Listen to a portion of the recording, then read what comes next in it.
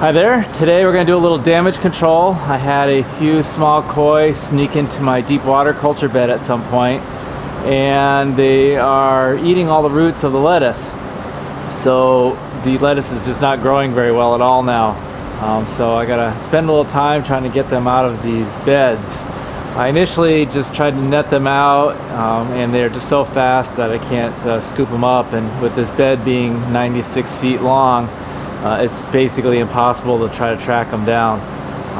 Also, was going to set a couple minnow traps, but they probably won't go into them if there's plenty of food with the roots for them to get to that, so they aren't going to waste their time going into a minnow trap. So I'm going to make a baffle that just goes into the bed, and I'll just sweep it from one end to the other, and hopefully I can catch them at the other end and net them out that way.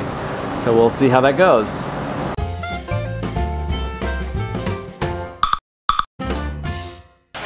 This video has been sponsored in part by our Patreon contributors. Our top contributors are TrueAquaponics.com, GreenLifePlanet.net, GlassBottleOutlet.com, and GrowPockets.com. Thanks for your support.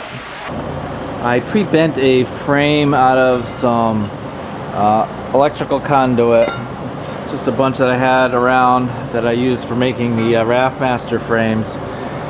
And before everybody starts yelling at me about putting galvanized pipe in my systems, just a temporary install, and it's not going to be in very long, and any of the zinc that gets in the system really isn't going to do any damage.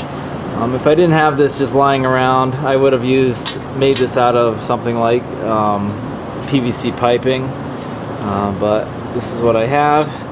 It's easy for me to make up the pieces, and we should have no problem with any contamination.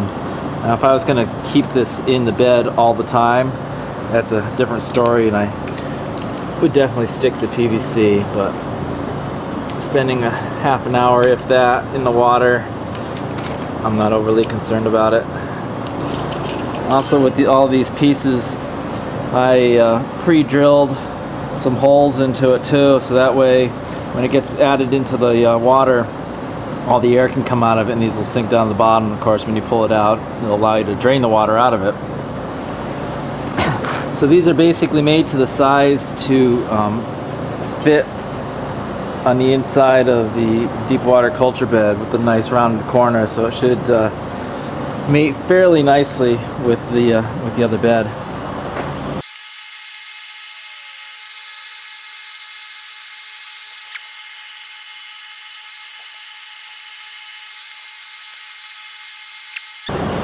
So there you have it. Basically sits up like that. Put a screen on the front, and we should be all set. I'm going to take this piece of screening, leave it long on the ends, and they'll actually flap right along the edge of the bed, and of course along the bottom too. And that'll keep any gaps that may be in there sealed up against the edges so the fish don't escape out.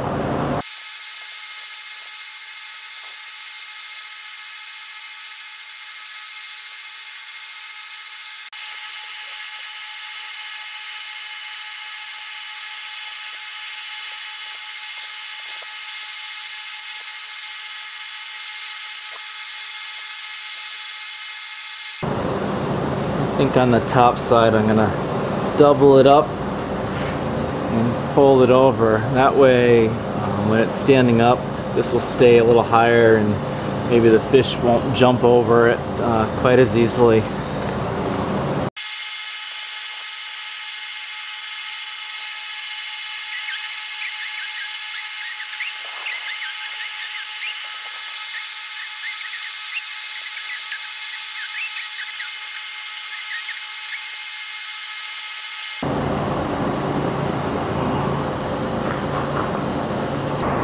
These garden spiders have no problem hanging out in the greenhouse and taking care of any bug problems that we might have.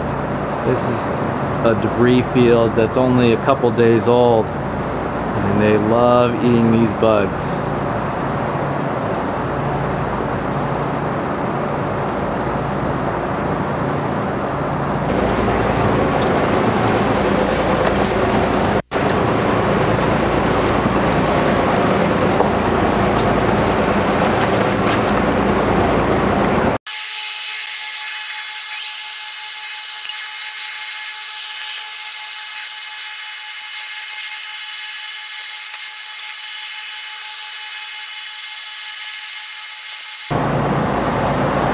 even though my basil has gone to seed, my strawberries are done, and my sad tomatoes really should come out. They're still producing fruit, so I'm going to leave them alone. And I'm just removing all the rafts in this area before putting in my baffle. The goldfish seem to stay down on the other end of the bed where most of the lettuce is. And so if there was one over here, he probably got scared and went back to his safe spot. So I don't see anything. I'll keep removing, and then I'll put my baffle in. We'll go down, do one more check to make sure nobody snuck by, and put in our baffle.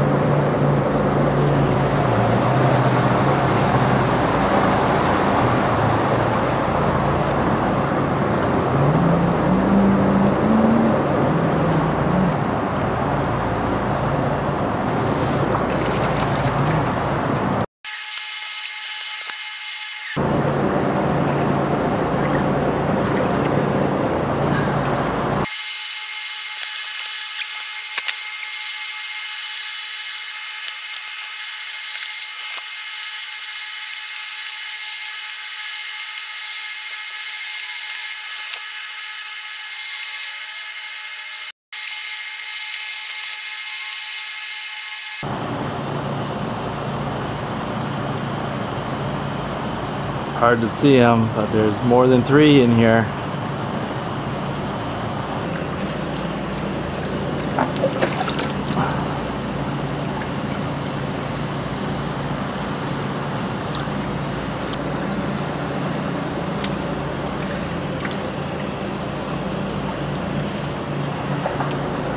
This one's a real beaut.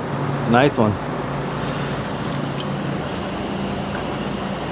Alright, that's all of them. But when I went back to get my net, I did happen to see one more in the other area, so we're gonna have to do this a second time at some point. So that's 11, far more than the original 3 I thought I had.